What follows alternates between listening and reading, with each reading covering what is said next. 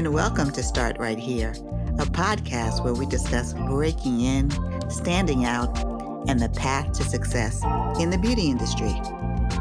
I'm your host, Corinne Corbett, and I hope the conversations I have with my guests inspire you to forge a path of your own. Let's get started. Today, I'm really happy to welcome someone I've known for years who's doing great things in Australia right now. Tomasina Boone is a sales and business development executive turned entrepreneur who's moved to the United States and now living in Sydney. And I'm really happy to welcome her to Start Right Here. She's going to tell us about her switch from corporate America to entrepreneurship, as well as her switch from working in the U.S. to Australia. Welcome, Tomasina. Thank you for having me. Hello. Can you give us your 30-second bio? Yes. My name is Tomasina Boone. Most people call me Tommy. I am an entrepreneur. I think I found that passion when I got here in Australia. Dual citizen of Australia and of America. A mom of two, a wife, and a dedicated beauty fanatic. I love products. And from the head to the toe, it don't matter. Was the beauty industry a destination or a detour for you? Detour. 100% detour. But that's been like the story of my life. What did you think you were going to do? I was an auditor. I got out of school, graduated. Communication, broadcast communication was my degree. And I hadn't lined anything up. But even in broadcast communication, I always thought I was going to be on TV possibly, but that didn't really work out for me because I didn't line anything up. So then a friend of mine I fell back on what I know, which was math. So they said, we have an auditor's job at the hospital. And I was an auditor for a few years. But, there's nothing glamorous about being an auditor. And nobody wants to see an auditor. And then I detoured into sales, ad sales. So how did you switch to ad sales? I don't remember who I spoke to, but I remember talking to my mom at one point, family members, and they were like, this is not for you. You're so much more glamorous than this. This is when the New York Times had the one ad. So I opened up the newspaper and was going through the one ad. And The Nation, you remember The Nation magazine? Well, I remember The Nation is the most liberal magazine out there. They were hiring an ad exec. And I was like, this sounds like something I want to do. I applied, got hired. And again, I was like, I know I want to be here, but not here. And next position I got was at Jet Magazine. And it was Allison Tellis who said, you're beauty. You're beauty. And it was like, bing. It was a light bulb. I was like, yes, I love everything about beauty. And even while I was doing this other job, I was a beauty connoisseur. There was things I was taking in, but I never put the two and two together until she said to me, you're beauty. The light bulb went off and then you stayed in beauty. So tell me a little bit about the progression in beauty. Once you knew you stayed there, what did you decide you wanted to do with it in ad sales? I stayed in beauty, did ad sales. I think for me, advertising sales, it's now that I can realize that I'm a salesperson. For the longest time, I thought I was marketing. I am not. I'm 100% sales. But I absolutely love the conversation for me for beauty on the sales part because it was talking to us about how to market to us. And to us, when I say women of color, Black women, and that part, the science of that, and math, let's go back into my love for numbers, it married the two perfectly. So it was a conversation and they were doing statistics and they were doing graphs. And let me tell you, I was in beauty heaven. I absolutely loved it. So you're a data geek. I am. Do you think that that's the skill that you picked? Well, you already had that skill, but that's the skill you applied that helped set you up for success in your career? Yeah. So it was a combination, the math and the data geek. You have to be able to apply that in real time in human form. You know what I mean? It's not just the numbers and what that means, and then in the abstract way, people should be. For me, these numbers were living. Like I can put 5 people in a room and give you statistics. And like those 3, they're probably part of this statistic. And those 2 over here, they're definitely going to use mascara because they like blah, blah, blah, blah. It was that kind of combination of skills that I absolutely love, but I definitely was able to hone and pull together to really appreciate this position. And do you think that the sales part, like recognizing that you're a salesperson, that also attributed to your success, actually, now that you're in business for yourself? Absolutely. That was a long time coming, though. I realized, even in my conversation, that everything I talked about was in a sales perspective, a little bit marketing, but more sales. But I've always had this thing against salespeople because I never wanted to be sold to. Funny enough, I'm a hard person to sell things to. I can hear it coming a mile a minute. I can hear the pitch. So I always didn't want to be a salesperson. One of my previous guests, Regina Gwynn, who is the CEO of Trust Noir, said every entrepreneur is a salesperson, whether they want to be or not. I had never thought about it that way, but I embrace that too, because anybody who's in business for themselves, you have to be comfortable with the notion of selling, because or else you won't have a business. It's true. No matter what you do, you got to talk to somebody, you got to sell your skills. So I really embrace that. Absolutely. You got to be comfortable to do the ask. And I realized that's what made me the salesperson. In my head, I was marketing, and marketing is different. Marketing, you're marketing, right? But it's a salesperson that comes in and do the ask. And sometimes that ask is hard. You also had roles at Hype Hair and Essence, so you continued that. Tell me about progressing in your career in that way.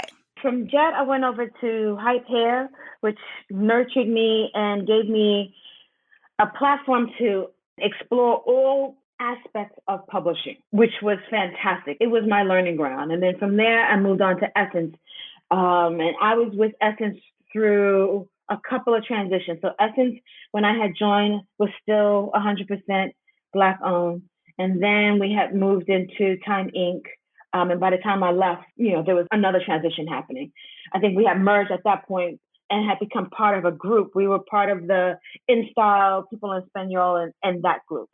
So it was each progression was different, but each one had made me stronger in my position and made me more firm in loving beauty. Each time I went to work at any of the magazines, the part I loved the most was a celebration about me. And I was in a category that I love. Right. And being in a position to celebrate women that look like you is just, there's nothing like it. Yeah, I can agree with that, because I've worked at a lot of places, and I remember when I worked at Elle, there were 9 editor-in-chiefs during the time I worked there, right? One of them, who didn't last a year, whose name I won't say, said, "We're the magazine, they're the reader, so our voice should be, 'Look, you dumb reader.'" Oh, wow. That's why she didn't last very long. We are the authorities. And, at the time, I think a lot of publications took that stance, that they are the authority. You learn as much from your community as you impart information. Absolutely. To this day, I think I got into a conversation, I don't know if it was with Michelle Ebanks, former president of Essence Magazine, but it was a conversation saying, I love the print version of all magazines, but Essence in particular, especially being abroad, because it's like a girlfriend coming to visit. It's like my girlfriend coming to visit and we having a talk. And I'm saying, girl, what you wearing today? And you open up Essence, she's saying, girl, this is what's happening right now. I'm like, no, yes, it is, girl. I love it. Oh, that is the best. I love that. That is great. Let's talk about your move to Australia. You've been there a decade, right? Yes, 13 years actually. Oh, 13. Yeah. So what made you become an entrepreneur? I know you love beauty. What was that move to entrepreneurship like? Scary. Okay, so I got here the first few years. I acted like I was a celebrity, and the paparazzi just didn't recognize me yet, and I was in hiding. And then started to come out, and I could not get hired. In all honesty, I could not for the life of me. And I think we spoke English, but we spoke English differently. They wanted to hire an Australian. Publishing here is different from home. Vogue circulation here is that of 1 million. And they were like, whoo, 1 million? And I'm like, that's it? What are you talking about? Right? As well as MTV. They were talking about MTV and Nickelodeon. They had 1 million subscribers a few years ago. And they were champion, like, whoa, that's great. There was another gentleman here. He was American and he had married Australian. He started an online business because he was trying to understand e-commerce. And I, who wanted to do something and I had a little bit of cash, I was like, I'll help you. So it started off with, I know all of the beauty people in New York, in America. Let me help you. Let me help you with this import. And he said, no. I offered to buy his business. He said, no, I put together a presentation. This goes back to sales and numbers and marketing and graphs. I put together the reason why he should sell me his business. He finally said yes. And the business was an online business for women of color. I thought it was going to be for expats, Americans or people abroad who had gone natural, because I had started that journey as well, going natural, who needed healthy, no parabens, no sulfate products for their hair. When he had the website, it was only one product. And I was thinking, what woman goes onto a site to buy one product? Who does that? Nobody. I brought the business, scary. And when I started the e-commerce, I was so scared because I didn't know any of the language. When you get into that e-commerce world, it was completely different from my training. But the one skill I did learn from everywhere is that you have to learn how to manage up and manage down, even if you're working by yourself. And that part helped me tremendously. So then after there was one product, you decided to, use your connections, right, to actually build this business out. Yes. How easy or hard was that to do? So now I've got this baby, right? And my new baby, e-commerce, is called afropuffs. Some people love the name. Some people hate it. But when I brought the business from the gentleman, he said, please don't change the name. I said, we can work with anything. Sure, let's make it work. I started calling some of the companies, and some of the companies were just people who had advertising Essence or Hype Hair, people that I knew. They spoke to me, friends, was easy, but they didn't want to do business internationally because there's no accountability. I defaulted on my, 30-day net 30. How do they collect the money? I would say I have an American account. You could take the money out of an American account. It was still too much of a reach because they're like, you're international. And if you decide to close your American account, I can't get my money. I understood that.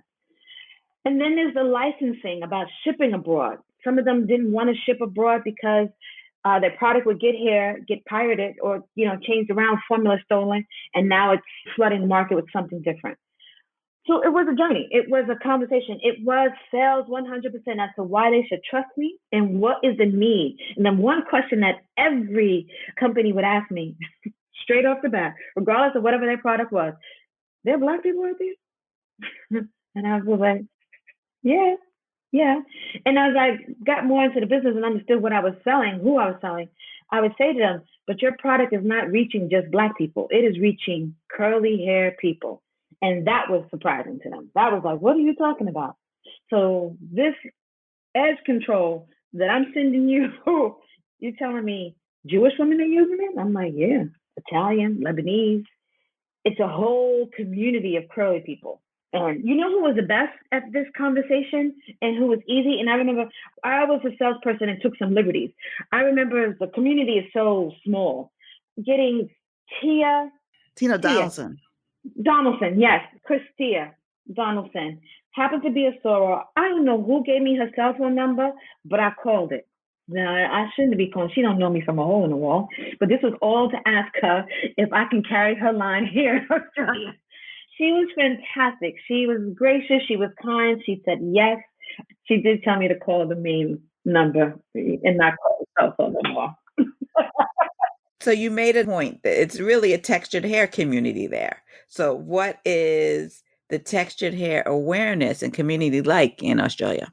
It's weird because, when I had afropuffs, I remember one of my girlfriends, some of my free time here before I had the business, I had volunteered my time a lot. I volunteered with the Aboriginal community, and I volunteered my time with the National Council for Jewish Women. I was one of their members for a little while. I know it's the height of random, but they really welcomed me in. It's random. Oh my goodness. I want to double back and say, what? What made you do that? Height of random. The girlfriend, she had a great program. She had curly hair. So we taught curly hair often. And she needed a fundraiser for the National Council for Jewish Women. And I love the program that they were facilitating, and I helped fundraise. Because she's curly hair, we would talk. And when I brought the business, she was like, that's a terrible name. Tom, you've got to change it. Like, who are you attracting? And I thought, well, we know it's for us. We as in Black Americans, they'll come on board. And I said, and if the products are great, then it won't matter. And that's what happened. So I was shocked and amazed that people from all backgrounds. If you had curly hair, somehow they found afropuffs. And what they were doing was typing in, your SEOs of curly hair, fridge control, and afropuffs would come up. When I would call them and say, your order is ready from afropuffs, they was like, what's that? No, no, no, we don't want afropuffs. They just wanted the product, which works for me. So they don't use the words like, at home we say natural. When I use those kind of words out here, they're like, what's that mean? I have to say curly for them to identify that this product is for them. It's the curly hair community. Ah, that's fairly interesting. They are as a community in terms of curly hair, and that is your Black Americans, Africans, Lebanese, Jewish, Italian, the multicultural world of us.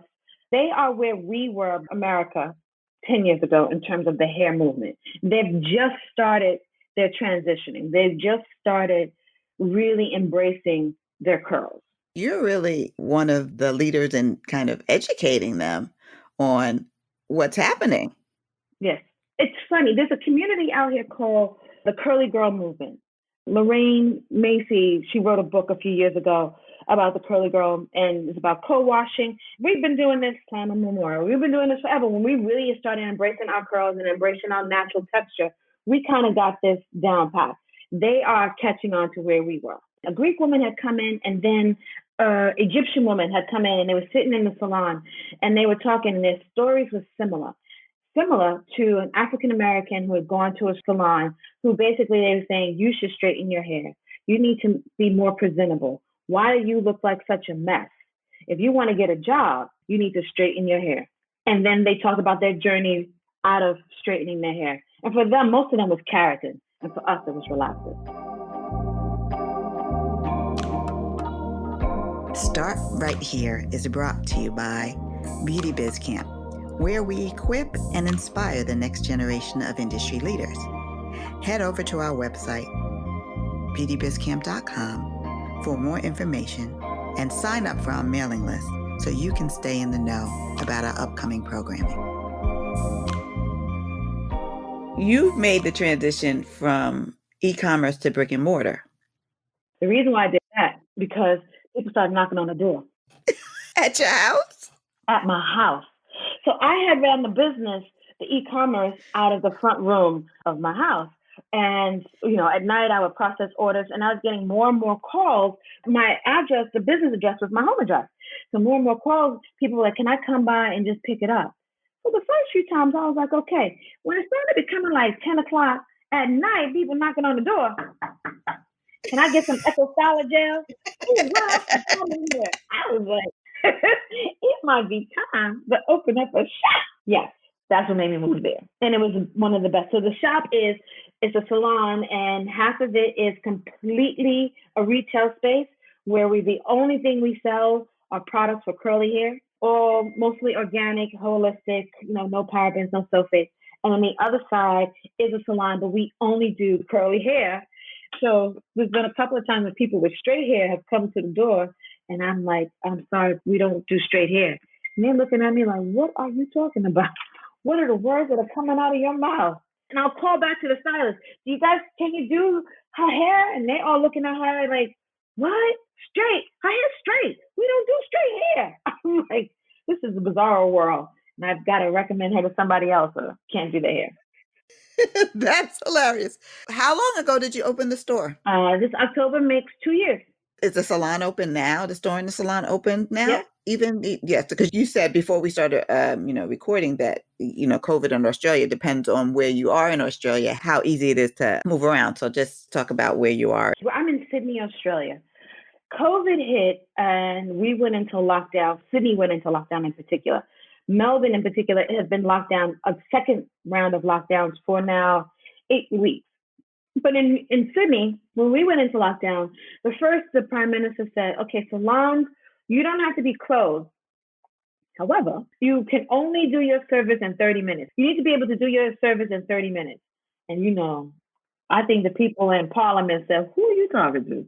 So then he limited the salons to having, being COVID safe. You can have X amount of people in the salon at certain times. Most salons closed their doors in Sydney that first round of lockdown because they said it was just too much for them to manage and adjust. All of the salons, we stayed open because my salon is small boutique. We have 3 chairs and we could schedule it so that there's only one person in at a time. It slowed down the stylists. They weren't making the kind of money, but it wasn't zero. The one thing that picked up for every salon, ourselves included, is if you had an online store. It was crazy. People were ordering like nobody's business. It was Christmas during that time. Well, I think I saw that you did an event. So you started adding events. As you said, the whole curly community and the celebration of curls is new down under. So one of the ways that it grew is because of events, and you started doing events as well, correct? Yes. So a girlfriend of mine who used to live here, she's American, and she married an Australian, and they moved back to the States. So she's in California now. Her name is Asia Bradley, and she does events. And so she's natural. She does events, and she does BeautyCon? BeautyCon. There you go. She called me up, and she was like, "Tom, this was one of her ideas." She's like, "We need some type of event in Australia for curly hair." And I was like, "I know the community," and we do. And at that point, you was getting more and more clients who were coming in and who were saying, "We just need help." If they were coming in and buying a product, it would turn out to be 20 to 30-minute consultation on how to use this product. And you could see that the community was just wanting information. Like I said, it's where we were, America, 10 years ago when we first started with the meetups, where those meetups was just a community where we're all sitting there together and talking about our journey. And that's what led me to. After those conversations, and Asia gave me a call, I was like, let's do this. And honestly, it was in December. And so we got Cantu flew out, Mael flew out, they sent a team, Mixed Chicks sent their team, the owners of the brand, they came out. Shane Moisture had representation. It was phenomenal. It was absolutely phenomenal. And the Australians love seeing the brands out here saying, "Hey, we see you," and got a chance to talk about hair and have a conversation. But the thing that blew me away, I did the opening, and when you look out into the sea of faces, I said to them, I had a speech prepared, which I completely went off script because I said, I got to say this to y'all. What brings us here today is not gender, ethnicity, or age. It is the curl. Wow. That is what has unified us. And that was amazing because I had Malaysians, I had Indians, I had Black Americans. Like, it ran the gamut in terms of curls. It was amazing. So what was it called? Love My Curls. It was the Love My Curls Festival. Obviously, I mean, these times it's a little hard. Are you thinking about making it a virtual event, doing it again and making it a virtual event? Sydneysiders and Australians are a little bit different. They don't really get into the virtual. We're not there yet. They want to be out.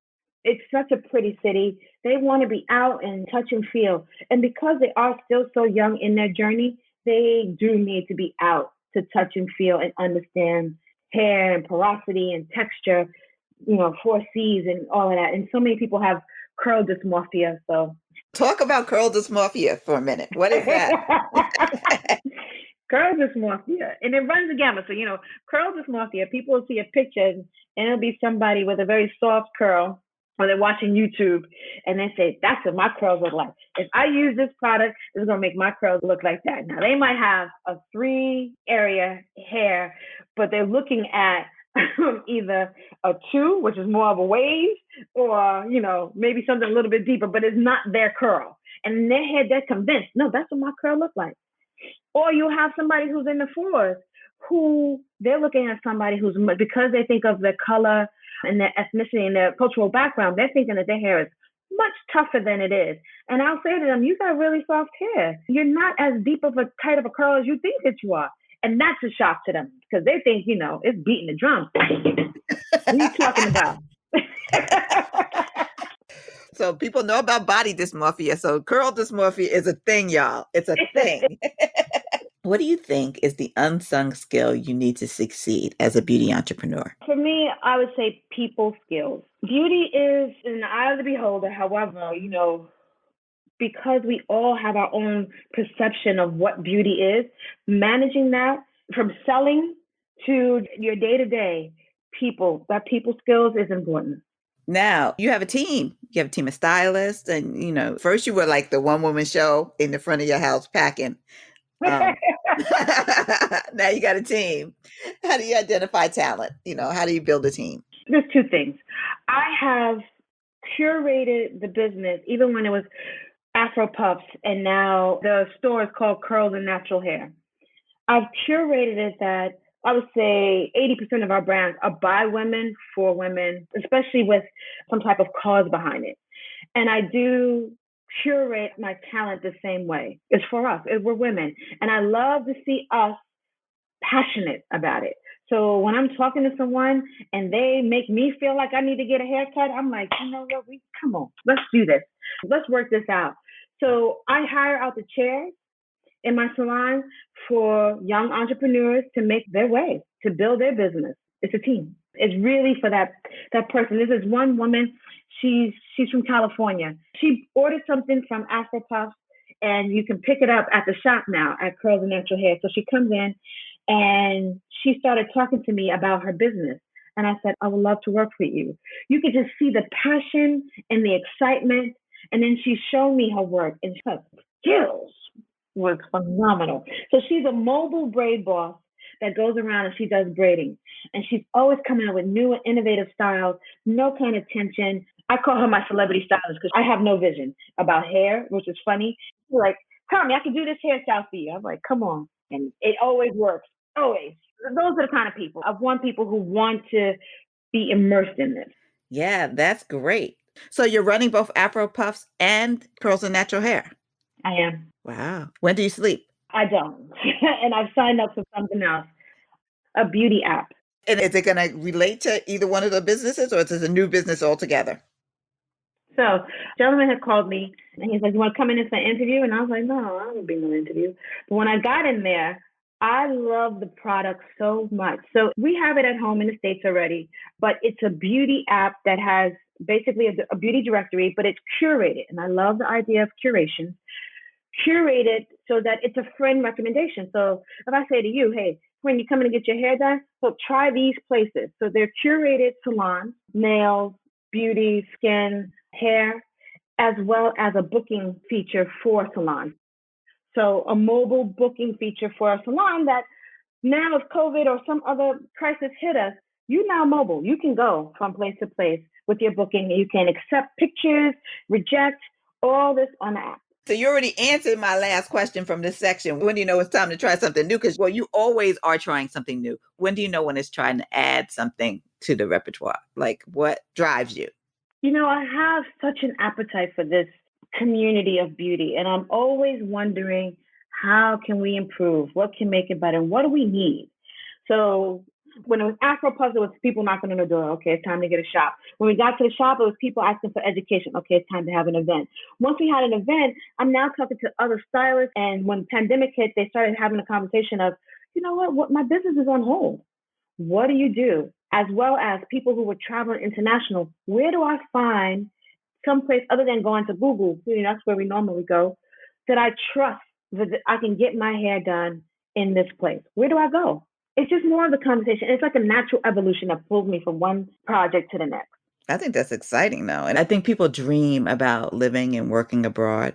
And most of the time, the dream is, I'm going to get a job and work abroad. That's me. That was me, 100%. But this conversation opens up another avenue. You get abroad, and if it doesn't work out, if you're going to stay there, you kind of survey the market and see what you can do for yourself.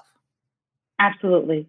And for here in Australia, I know of a couple of other people who I can't say they came here as entrepreneurs, but can I tell you that entrepreneur little sting has opened up the doors to so many people. There's a girlfriend who opened up a soul food vegan food cart, and they are sold out every time. Like, you got to get there early to get your soul food vegan. Like, that is very niche. But they love her food, the cornbread and the mac and cheese. I ain't never seen Australians talk about mac and cheese. I'm like, you like the mac and cheese? I was like, oh, yes, we love the mac and cheese. Which is hilarious. But you're right. When they went abroad, it opens you up. Your mindset turns a little bit different if you can allow yourself to. What is the thing you don't know about moving abroad. What is it, the most surprising thing or the thing you must prepare yourself for when you move abroad? Because you're taking care of the hair thing. Now, we've taken that off the table because it used to be, where are you going to get your hair done? So what is the thing just about living abroad that you should prepare yourself for if that is something on your wish list? Wow, that's a big question because we've traveled a lot, but the one thing that I was too comfortable in is English. It was my assumption that wherever we went, that English is universal, and that if you did go to an English-speaking country, that we all speak English the same. And that was a false positive for me because I'm, asking people something in my version of English, and they're not understanding anything that I'm saying. And that was hard. It might have been better to go to a country that I didn't speak the language because then I would have to learn it. But this was a comfort that wasn't comfortable. So now I don't have products that I can use, skincare that I would definitely, take on, makeup and stuff that I can't find, and I can't even speak the language. So that mindset, once I treated myself as, okay, maybe I don't know the language the way I think I do, and just open myself up, there was another adjustment. But that first year was like, what are the words that are coming out of your mouth, people? Like they said to me, it was parents, and they was talking to me, and they was like, yeah, Tommy, we're gonna have a play day with some prezzies in the Arvo. Is Arvo avocado? What is Arvo? And what are prezzies? Prezzies are presents. We're gonna bring some presents, and we're gonna have a play date in the afternoon. Why you ain't just say afternoon? What's Arvo? I would have been lost too. Oh, yes. So, people, this is something you better keep in mind if you're thinking about moving to an English speaking country. Just adjust your mind. Just don't think you know English. I was too firm in my thought in English. I'm from Harlem. I know English. You ain't gonna tell me you know English. I don't know what y'all talking about. Now, let's move on to our fast track questions. What's the first beauty product you ever purchased? Pink and green Maybelline mascara. And that pink and green was a portent of things to come for you. What's the last beauty product you tried? Korean skin mask. What's the beauty advice you live by or leave alone? So my beauty advice was somebody had told me to learn my porosity of hair. The one that I leave alone is all products for curly hair works for all hair. That one doesn't work. And I actually actively educate against that. Who gave you the best career advice and what was it? Steve Gross, Hype Hair Magazine, and he said, if everybody likes you, you're not working hard enough. Ooh, I love because that. sometimes fall into that thing of wanting to be liked, right? But if you pushing and you asking those hard questions and not ask, you're going to ruffle a couple of feathers, and you got to be comfortable with that. What was your most memorable mentorship experience as a mentor or a mentee? I'm going to go back into probably it was Hype Hair and then Essence, the combination of the two, where those people above me really took me under their wings and nurtured me and gave me accounts and allowed me to build relationships in the beauty industry that nurtured me to the point of where I am today. And were gentle about my mistakes. It was a gentle tap. It was like, Steve Gross, when he said, Tommy, everybody seems to like you. You need to be pushing a little bit harder. And I got that. I understood that. And when it came to Essence, it was working with L'Oreal at the time, one of my biggest clients. And again, it was like, you're doing a great job. We need you to push a little bit more. What makes an entrepreneur memorable? I think for me, it is the way you make people feel. It is that ability as an entrepreneur to paint a picture, to live your life, encourage everybody to live their life in Technicolor, and then invite them on that journey. Come on, come see this picture. Come with me. Come join it. Can't you see how beautiful this is? That entrepreneur will always be remembered because people will remember how they felt when they saw this picture, when they joined you in this picture, when they helped you create that picture. Wow, that's a great answer. And proof that you should be an entrepreneur because you're passionate about not only the subject that you're talking about, beauty, but the actual journey of entrepreneurship. Since you have 3 businesses going at the same time while you're a wife and mother. So the rest of us feel like we're not doing enough, probably. It is work. I ain't gonna even lie. It helps if the girls are older, though. The younger me would have thought I could have had all of this when I was younger and the girls were younger. It helps, Emery is 14 and Talia is 11. So they're a little bit more independent, and that helps. When they were younger, it would have been a lot for me to try to do all this. But it is inspiring to see all that you have done. I mean, even if we're not moving abroad, we could like step it up a little bit, folks, when we see kind of the way that Tommy's moving. And what I love is that you could take your experience with beauty, natural hair community, your lived experience and experiences of those and use it to help grow a movement in Australia. It's really powerful. Thank you. It's a beautiful journey. There's some bumps, but I enjoy the bumps. And I think that even their attitude about it is something to be admired, because sometimes, let me just speak for myself. Sometimes the bump makes me not want to get off the couch. So like hearing your approach makes me think of those things differently. So thank you. Oh, thank you. Well, this is great, Miss Tomasina Boone. Thank you so much for having me. That's our show for today. Remember that there's more than one way to the top. And the most important step is the first one. So start right here.